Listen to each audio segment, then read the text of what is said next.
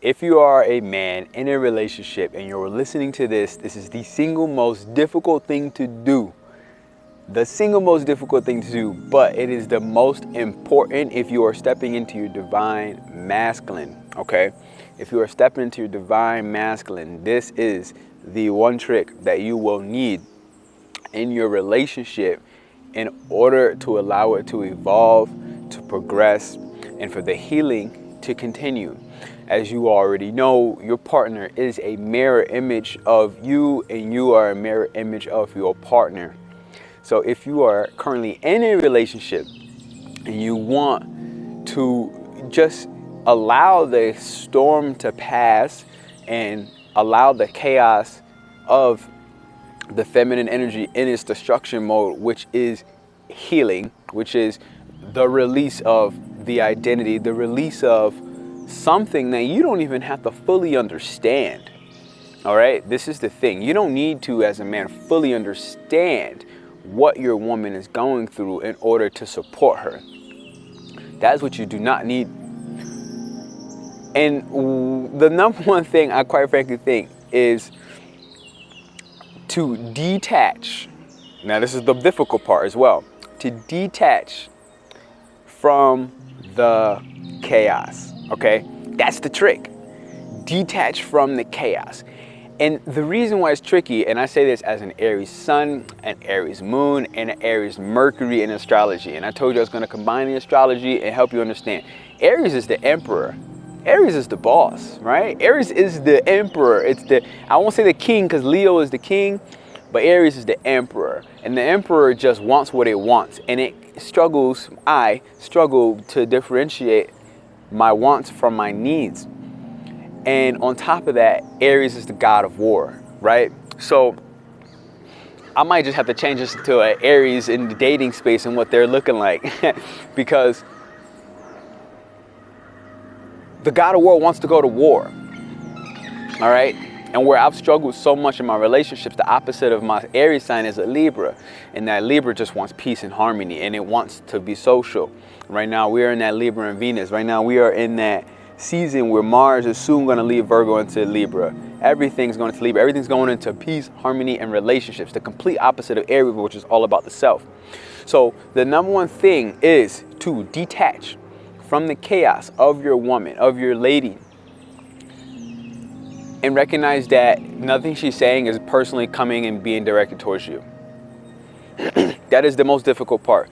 I'm actually getting ready to do a meditation right here, right now, to help you to get out of your head. So I'll try to put this up if I put this up after the meditation video. Get out of your head.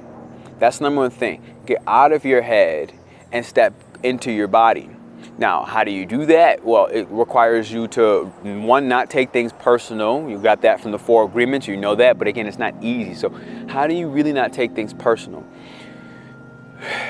In the middle of the heat, in the middle of the argument, in the middle of you probably getting drilled, probably getting drill sergeant, the key thing is to pause. If you find yourself, and I'm an Aries, right? You find yourself wanting to erupt in an explosion, in a response. You find yourself already calculating in what way you're going to dismantle your woman's argument before she even finishes talking, especially if she has that tone or she has that evil, crazy eye at you. The most important thing in this moment is to actually just breathe. When you begin to breathe, even in your silence, even in your straight face, you gotta do what you gotta do. You begin to get out of your head. You begin to think about more of nothing except to listen, just to listen. And now here's why it's so beautiful. It's difficult, but here's why it's so beautiful, because you need to really understand the benefit to start recognizing why you want to do this. The reason it's so beautiful is now you can hear the nonsense. Let's be honest, gentlemen, like, you're not getting angry for no reason. Like, I feel like men are demonized as if when things go wrong in a relationship, it's just the man's fault, and women seem to never take responsibility. And I really need to speak up on that, because women seem to never take responsibility. And even when they do get beyond the stages of plausible deniability, where it's like, you know how lawyers do, plausible deniability? Even when that happens, you're likely not to get the full story about in what ways they recognize they were just being ridiculous, and what ways they recognize they were being overly dramatic, or even potentially overly emotional. Now, to really circle back, this tactic of finding your way to detach in that moment, as difficult as it is, number one, it requires you to breathe. Number two, it requires you to recognize that she's not personally attacking you. She's going through a transformation, okay? Women are much like Scorpios in the zodiac, and they go through transformations frequently, and they take the things, all the things, and they just start destroying habits, mentalities, physical things in their body that are now being released, whether it's through poop or their period, old trauma, gender trauma, trauma from a generational level of women being raped and molested and ostracized and beaten and just given unfair opportunities. So women, even if your lady has not had that in her upbringing, she's dealing with that within her womb as well, and she needs space for that. She should act a little fucking crazy, right? So we don't have that.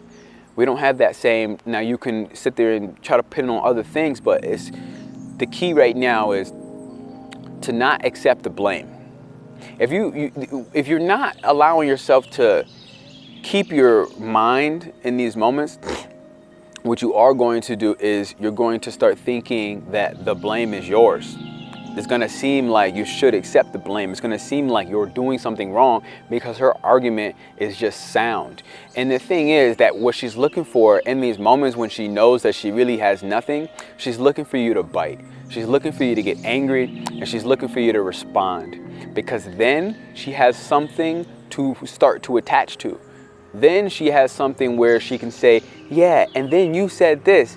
When both of you know you didn't mean it, even if you apologize right then and there in the moment, and I find myself having to go through this very recently. I said something out of an emotional response when I was really just in a good mood. And then I had to catch myself. I had to pause, and I had to say, you know what? Emotional or not, I know I didn't mean that. I'm just sorry. Like, and don't lie about this process. Like, if you're not sorry, you're not sorry. All right. But generally, if you're being mindful of who you are, where you are, what you're doing, like when I'm being mindful of who I am and what I'm doing, I can really take a second to not necessarily be the bigger person, because I don't think it's about being bigger or being smaller in this moment, but more so recognize that I stepped outside of my character, and it was a momentary step out. And that I'm a human and I do make mistakes. And yes, because I'm a human, I have emotions, so I responded. But the key is, do not continue that response. This is where I think a lot of people get stuck. So even if you get past the stage of detaching, recognizing that it's not personally to you, the third thing is to not get stuck in that story and that narrative. Don't get stuck. Don't get stuck on that one little thing she said that you know she was saying to poke at you in a way where she wanted you to respond, because then once you give her something, she will latch on. Now, here's the beauty. If you find a ways to get through that step 1, step 2, step 3, and you don't give her that thing that she can latch on to, where she can then now struggle honestly with being plausibly deniable. Because when you don't react right away and you don't allow your emotions to get into the way, your logic can also help. Now, I'm a big fan of, I have a tremendous amount of feminine energy within me. Quite frankly, I have a 50-50.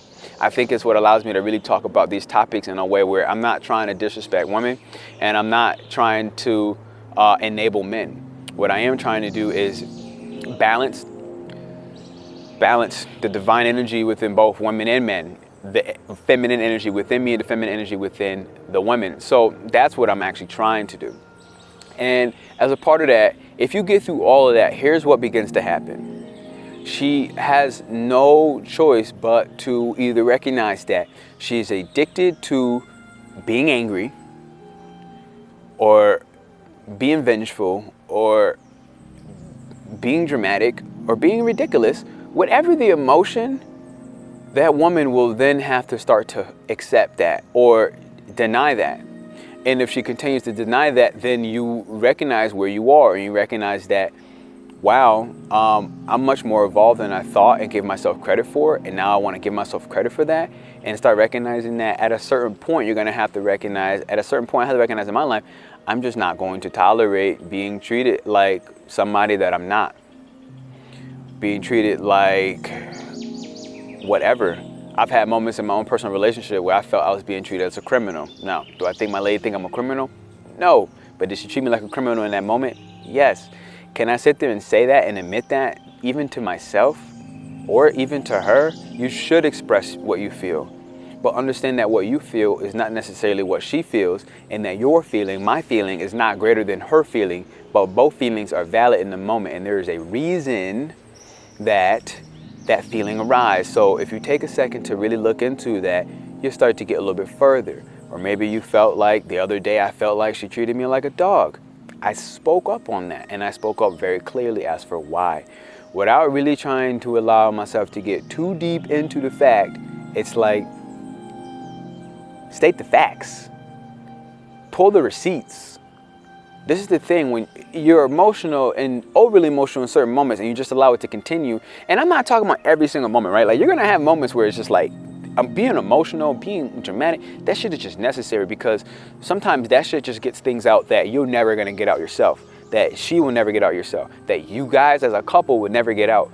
So I'm not trying to tell you to sit there and cut your emotions off. I'm not saying that at all, because again, I'm an Aries. My entire passion engine generator operates off of passion and emotion, right? I fuse my passion with my emotion and action all in one. That oftentimes equals something fucking dramatic. So now I can see in my lady in what ways I reflected my own drama by allowing myself to say, okay, let's detach for a second and not take these things personal. Let's detach for a second and recognize that my lady needs support in a way that does not require me to yell at her, in a way that does not require me to act fucking crazier than her, or to try to compete my crazy with her crazy to see who can be more crazy. Because I think we get caught in that drama, that narrative, and it begins to become very traumatic and very disharmonious. I'm personally not somebody that wants to live outside of harmony, especially not in my relationship, because that's just not for me, quite frankly. It's just not for me.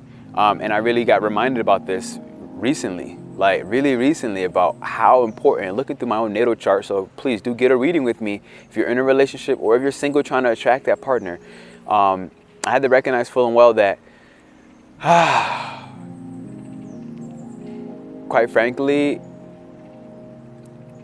I cannot continue to stop my entire life, especially when I know that it's based on something that has, quite frankly, not much to do with me, rather than me just being the mirror that is taking the mirror image punishment, and to reframe it from a space of punishment rather than I am a pinnacle piece of my lady going through her healing process. This is what being objective allows. This is the number one tip, quite frankly, right now, the number one tag that I have for you to really step into your divine masculine, which is space. Being the open container that can contain her chaos without cutting off your emotions, right? Like, love is not, I'm gonna love you and then I'm gonna cut it off. And I did this often. I will cut my emotions off completely, which is very different than what I'm saying right now, right? I'm not telling you to be discompassionate. I want you to be compassionate, but to understand and reframe what compassion can and does look like in certain instances. In certain instances, compassion looks like, no, I know my woman is better than this, and I know she's having a time right now, and I know this has nothing to do with me. So compassion is me not looking to think about how am I going to respond well before she even finished, and allow myself to allow her to have her moment, to have her day, and to go through her healing process. This is Pernell Bobby checking in. I want you to subscribe if you're looking to expand yourself sexually. And this is a form of sexual expansion, okay, ladies and gentlemen? Because when you're in this space, guess what? You're not having sex, are you? And if you are, it's probably not very healthy, depending on the moments that you are in. Like, makeup sex is fire. I'm down for that. But it's not a solution, okay? That problem will continue to arise. If you're looking to expand yourself sexually, if you're looking to use astrology or a different form to really get direct, like a natal reading, a natal chart is fucking direct, people, ladies and gentlemen. Like, you really want to know yourself, you really want to know your partner, you need to get a reading. Quite frankly, you need to really look at your DNA print, what your soul wants, and not your human barriers, not your human ego, not your childhood traumas, and get that shit out the way. And also just the intuitive healing, which I'm doing meditation videos. I'm starting a 7-day series, and anyone that had actually liked that and shared it on their Instagram profile and said they did it for those 7 days, I'm gonna give a free 15-minute blueprint, an astrology blueprint, where I can pick out the strongest tactic, the strongest trait you have, and I'm gonna focus there, and I'm gonna give you the do. If you enjoyed this, please like to subscribe this. This is the kind of information, this is the benefit that you can get from this. I'm finally finding my space, and I wanna say thank you for rocking with me as I navigated my own world. I'm feeling brand new, and I love you. Thank you so much. Share this video with somebody you care for.